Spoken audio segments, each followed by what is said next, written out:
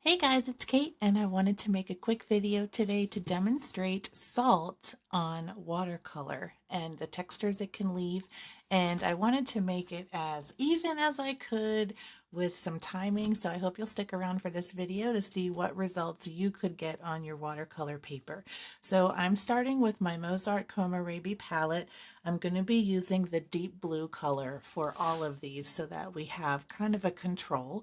I have three different types of salt. This one is like the fine table salt, the regular iodized salt that you get. This is a coarse sea salt, and you can see it's got a bit of a thicker grain to it, and it's slightly larger. And then I also have this giant ice cream rock salt, which also leaves great texture. I've got those three types of salt, and then I have two different types of paper. I know some of you may use cellulose paper, so I've got a sheet of Artist Loft paper here, and then this is 100% cotton New York Central paper. Both of them are 140 pound, and if you want to look them up, these are what they both look like.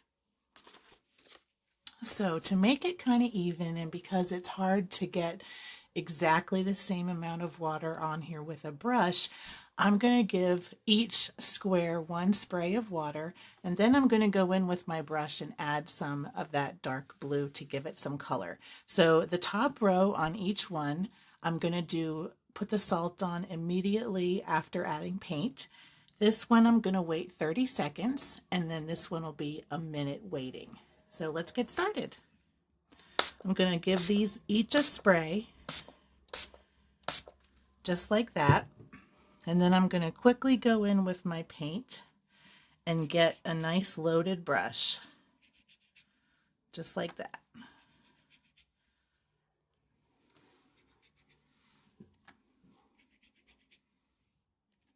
And I'm doing it quickly so that I don't have it sitting here for a long time. So this one, I'm grabbing some table salt for both, and then some coarse salt for this middle one. And then for the last one, we're going to do rock salt. Just like that. I'm just going to move this one over into the paint. All right, next up, we're going to do our second row and wait 30 seconds before adding any salt.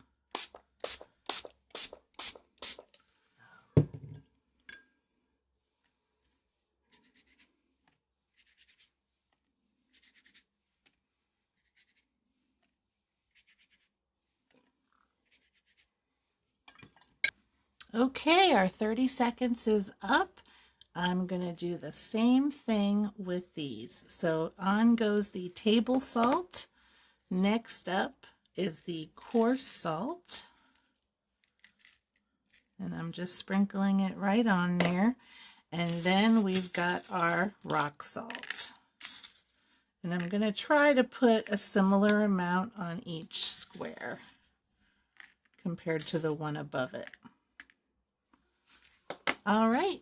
Last but not least, we're going to do the bottom row, and we're going to wait one full minute before adding anything.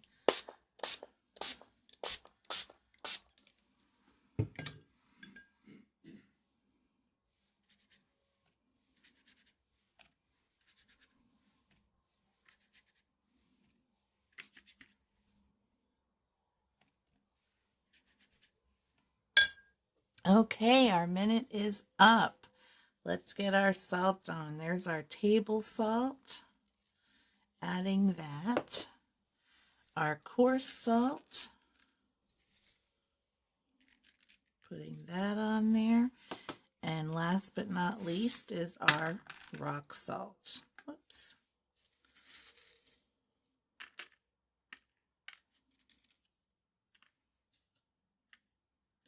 And we'll put that on there. All right, while we are waiting for these to dry, I'm going to take these off my table, and I'm going to do a quick little abstract demonstration so you can see the effect of those on there too. And that will kind of show more of the painting process. So I'll be right back as soon as I clear these off. Okay, I'm back and I've got my palette moistened. I have a dry piece of paper. This is the New York Central, and I'm going to go in with my number 10 round. This is from the Zen Art brushes. I got it on Amazon a while back and I really love it. Now I'm working with some water straight out of my jar and it's got a slight bluish tint, and that is fine with me. I'm going to get this wet and just drop a little bit of color into it and go from there. And I love this deep blue from the Mozart palette. It's just beautiful. So I'm going to give my brush a good rinse, go into it very wet, into this red ochre from the palette, and mix that in some of these areas with the blue. And I love how that mixture looks on the page. There's just something about an earthy yellow and a deep blue that I just think is fabulous. And we're just going to do a simple little abstract here and make it very wet. I'm going to come into my yellow ochre and brighten that up a little bit and add some extra interest here with a third color, but still kind of staying with the yellows. And maybe I'll drop in a little bit more yellow ochre kind of in this blue. And dip back into that blue. Oh, it's so rich. I just love this color. And maybe I'll even do a little spray here and let that spread. Maybe one up here. And let's go into our Payne's Gray. Why not, right? I don't think I'll add more water. I think that looks great. I'm just going to dab up a little bit of this extra water from the corner just because it's pooling there. And just dab that off. And I'll go back in here and just add a little bit of extra color there. I like the deep color. I just didn't want all that water because then it'll take forever to dry. All right, so let's put some fine salt maybe right around here and kind of bring it up here. So I've got it coming around like this. And maybe we'll take some of this coarse salt, and how about we put it right in this area here. And I'm going to go kind of generous with it like that. And some of this rock salt, I'm going to put it in this really wet area down here. One thing about rock salt, and I think we'll find that when we look at our test, is it will be a very, very subtle texture unless it's very wet. It has a huge amount of surface area, but it needs to have good contact with moisture. And the smaller grains of salt have that going on for them, but it's harder with the rock salt. But if you can get good contact with a moist surface, it will leave some really interesting marks, and I think you'll be able to see that here. So I'm going to let everything dry, and I will be back to show you the results. Okay, we're all dry and I have cleaned off the excess salt from the paper. So I do have a few observations. One, I thought this whole thing was dry and I took off this big rock salt and it actually was still a little bit damp. So it had still made its marks though, and you can see that rock salt there. That little swish there is where there was a little bit of wetness still, but you can see how it dries beautifully, and you can see the indents or the texture left by the larger pieces of rock salt. It just kind of sits there on the page, whereas the table salt really almost just disintegrates into the water, especially if it's more wet, and it leaves this wonderful kind of frosty pattern. And then the larger salt, you can see it more on the edges because the inside here was so dark, but you can see it leaves some larger texture and artifacts on the page. So this is really cool, and it's a really neat effect, and you can control it very well by just putting the salt exactly where you want it to go. Now, to compare the different time frames and papers, I'll start with the Artist Loft. So the cellulose paper, for me, the Artist Loft compared to the cotton tends to stay moist longer. So you have a little bit longer to work with your salt. And I think that is really evident in the rock salt here after a minute. I had a little bit of pooling here, so you had some extra marks, but this one overall was more moist. And then at the top where you put the table salt on, when it's very wet, when you put the salt on immediately, it tends to just almost sit there, and you can see some of those dark marks where the salt was, the table salt. And the longer that you wait while still having moist paper, it leaves a bigger texture. Now, these are kind of small areas, so it's hard to judge, but this is a lot more like the paper that I did the painting on, because it probably was pretty close to a minute or two before I dropped salt on it. Sometimes with the cellulose paper, it can dry a little bit faster because the water tends to sit on top of this a little more and kind of evaporate, where the cotton paper really kind of soaks it in. So you can see the difference in the texture here too. The different types of salt leave different variations of marks, and the wetter it is, the darker the outline will be. So you can see all the spots where salt had really good contact with the page. And in the instances where it was very wet and the salt just sort of disintegrated completely, you have some of these larger pools that kind of flare out a lot like you see in this paper. And it's such a beautiful effect for watercolor. Now you can actually go back in and almost like enhance your painting a bit. So I'm going to get close up and show you what I mean. So I've got my palette out again. I'm going to go back into that same deep blue, and on these areas where I can kind of see the outline of where the salt ended, I'm just going to take my brush and kind of follow along that path a little bit.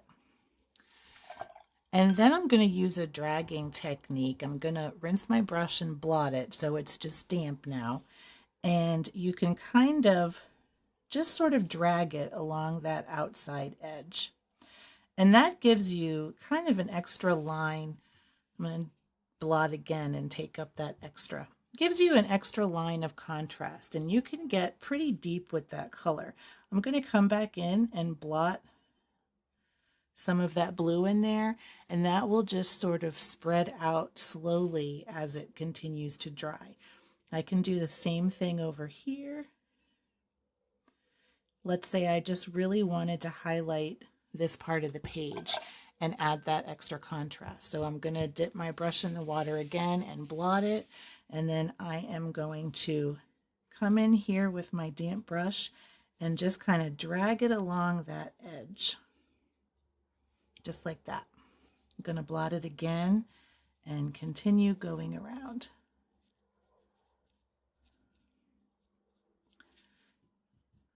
Give it another blot and get that a nice smooth transition. I can also do that with my yellow. Let me see. Let me dip into this yellow ochre and kind of come right in here.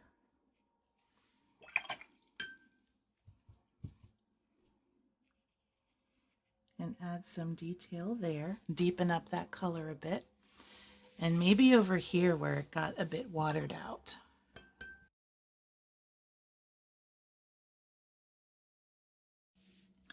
I'm going to come in here with some heavy paint. And this is one of my favorite things to do, to really emphasize certain areas of your abstract painting with using the salt technique, because you can just get some really beautiful marks, and it adds that extra bit of contrast to where you had your salt. So it just makes it pop in those areas. And you can get as dark as you want. You can even use a different color altogether. Like let's say I wanted to go in with some of this carmine from the palette. I'm just going to activate it, and maybe we'll add a little bit up here. And the reds are very rich. A little will go a long way. And for me, reds really tend to have a high flow. So you don't need a lot, and it's strong.